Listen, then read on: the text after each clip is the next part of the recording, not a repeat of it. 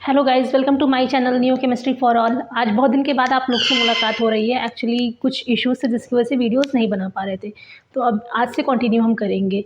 हम लोग ने देख लिया है कि CSIR नेट का रिजल्ट आ चुका है। CSIR नेट का रिजल्ट भी आ चुका है, कट ऑफ भी आ चुका है।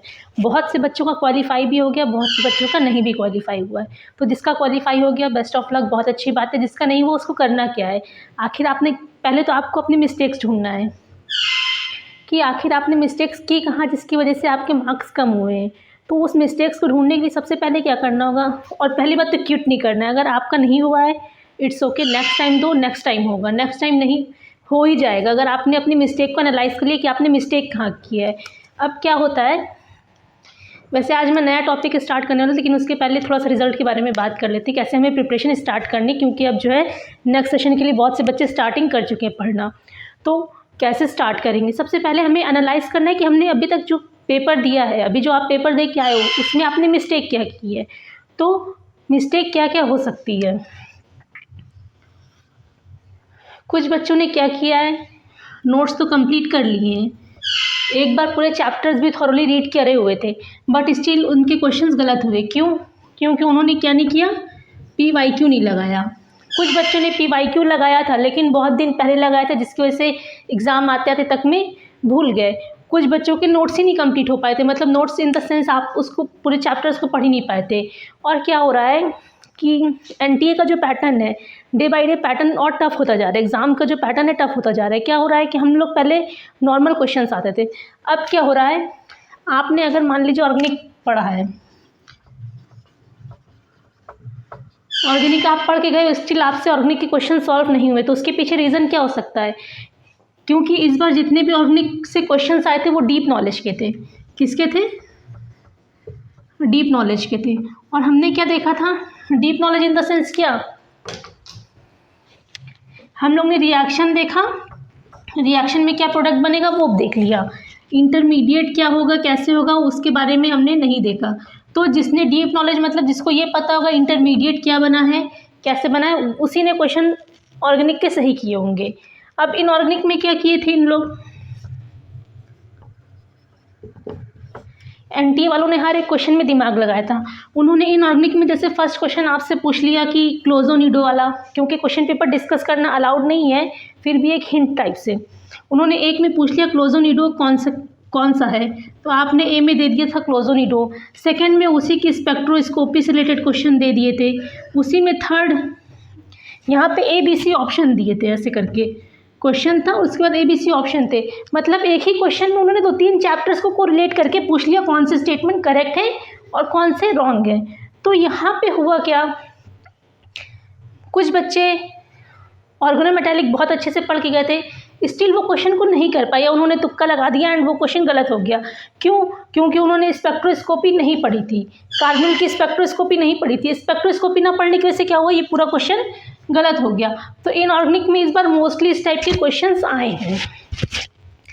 तो यहाँ से हमने क्या देखा, यहाँ से मेन हमने ये देखा है कि हमें किसी भी टॉपिक को छोड़ना नहीं है, हर टॉपिक को हमें पढ़ना है। अब कुछ बच्चों ने क्या किया, वो पढ़े तो थे कि क्लोजो कंपाउंड होता है, नीडो होता है, एरेक्नो होता है, सारी चीज़ें पढ़े थे, लेकिन किया क्या, हुआ क्या, due to lack of practice. क्योंकि जब हम एग्जामिनेशन हॉल में होते हैं तो क्या होता है, चीज़ें उस तरह से नहीं होती जिस तरह से हम लेके चलते हैं। वहाँ पे हम एक बहुत ही स्टेट ऑफ माइंड हमारा उतना अच्छा काम नहीं करता है। क्या होता है, वहाँ पे बहुत हैक्टिक होता है, टेंशन होता है कि कैसा क्वेश्चन आएगा, कैसा क्वेश्चन नहीं आएगा। तो उस टेंशन की वजह से क्या होता है, हमें आती हुई चीज़ें गलत होने लगती हैं। तो अगर आपने इसकी प्रैक्टिस नहीं की थी तो वो चीज़ें ऑटोमेटिकली गलत हो गई थी। क्यों? क्योंकि ये सारे कंपाउंड्स क्या मांगते हैं, प्रैक्टिस मांगते हैं। ऑर्गेनोमेटालिक केमिस्ट्री OMC, ये जो है ऑर्गेनोमेटालिक कंपाउंड, इसमें प्रैक्टिस की बहुत नीड है। अगर जिसने प्रैक्टिस की है, केमिकल बॉन्डिंग, इन सब चैप्टर्स में अगर आपने प्रैक्टिस की तो आपके क्वेश्चंस गलत नहीं होंगे। लेकिन क्या हो रहा है कि हम लोग पढ़ के तो गए हैं, पढ़ा भी है, क्वेश्चन भी देख, लेकिन हमने प्रैक्टिस नहीं की है। मेन चीज़ है प्रैक्टिस। तो जितने बच्चों के नोट्स कंप्लीट हो गए थे, उन्होंने ऑर्गेनिक भी पढ़ा था, इनऑर्गेनिक भी पढ़ा था, स्टिल उनके चीज़ें नहीं क्लियर हो पाई। क्यों? क्योंकि कुछ चीज़ें उन्होंने छोड़ दी थी जो कि थी तो ईजी, बट स्टिल छोड़ दी थी। चलो ठीक है, अगर इस चैप्टर से नहीं आएगा तो नेक्स्ट चैप्टर से, क्योंकि हमारे पास ऑप्शंस होते हैं। मेन क्या है, ऑप्शंस बहुत हैं, लेकिन ऑप्शंस होने के साथ में क्या था, उन्होंने ऐसे क्वेश्चंस को घुमाया था कि आपको हर चैप्टर की नॉलेज होना ज़रूरी है। यहाँ पे तो इनऑर्गेनिक में उन्होंने ऐसे फंसाया। ऑर्गेनिक में जिसको डीप नॉलेज थी वो आंसर सही किया होगा, जिसको नहीं थी वो आई थिंक नहीं, क्योंकि उन्होंने बच्चों ने क्या किया था, रिएक्शन पढ़े थे और प्रोडक्ट पढ़ के गए थे कि रिएक्शन ये होता है, प्रोडक्ट ये बनता है, इंटरमीडिएट ये बनता है। लेकिन उसमें कैसे बनता है, उन्होंने मैकेनिज्म बेस्ड क्वेश्चन पूछ लिया था। किस बेस पे पूछा था, मैकेनिज्म बेस। फिर हम आते हैं फिजिकल की तरफ। फिजिकल में 2 चैप्टर तो भर भर के दिया था, एक था क्वांटम, एक था थर्मोडायनामिक्स। तो ये दो चैप्टर्स बहुत ही भर के दिए थे वो फिजिकल में, क्वांटम और थर्मोडायनेमिक्स का। इससे क्वेश्चंस काफ़ी आए थे, तो ये तो मतलब सीधा सा इनको पढ़ना पड़ेगा हमें बहुत अच्छे से, इसको अच्छे से पढ़ना पड़ेगा। अब क्या होगा, कुछ बच्चे ये सोच रहे होंगे चलो इस साल आ गया, नेक्स्ट ईयर नहीं आएगा। तो अभी हम एनटीए का ये नहीं समझ पा रहे कि उन्होंने वो कर क्या रहे हैं, वो किसी भी एक चैप्टर से क्वेश्चन नहीं दे रहे हैं, वो एक ही क्वेश्चन में 2-3 चैप्टर को कोरिलेट कर रहे हैं। तो हमें हर एक चैप्टर को पढ़ना है, हर एक चीज़ों को अच्छे से पढ़ के कैरी ऑन करते हुए अभी से। और यहीं पर अभी हम देखेंगे, जैसे मान लीजिए कल हमने आप लोग जो चैप्टर बोलेंगे वैसे वो स्टार्ट करेंगे, लेकिन अगर नहीं बोला गया तो फिर केमिकल बॉन्डिंग स्टार्ट होगी या फिर पेरिसाइक्लिक। केमिकल बॉन्डिंग स्टार्ट करेंगे या कल से पेरिसाइक्लिक स्टार्ट करेंगे। तो इसमें करना क्या है,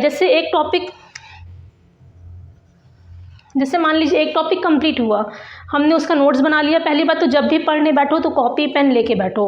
कुछ बच्चों ने और भी क्या किया है, थॉरली रीड करें। सिर्फ रीड करने से कुछ नहीं होगा, आपको एक पेन कॉपी लेके बैठना पड़ेगा। जब भी पढ़ने बैठो तो आपके पास पेन कॉपी होनी चाहिए। क्या होता है, कई बार हम बुक लेके बैठ गए, हम पढ़ रहे, हमें ज़रूरत है पेन कॉपी की, लेकिन हम उठे कौन वहाँ से, उठ के लाए कौन, ये प्रॉब्लम। तो कभी भी जब भी पढ़ने बैठो तो बुक कॉपी अपने पास लेके बैठो, जिससे कि क्या हो कि अगर आपको कभी भी कोई चीज़ें नहीं आ रही है तो आप उसको लिख के देख लो, चेक कर लो। अब बुक में तो कहीं लिखोगे नहीं।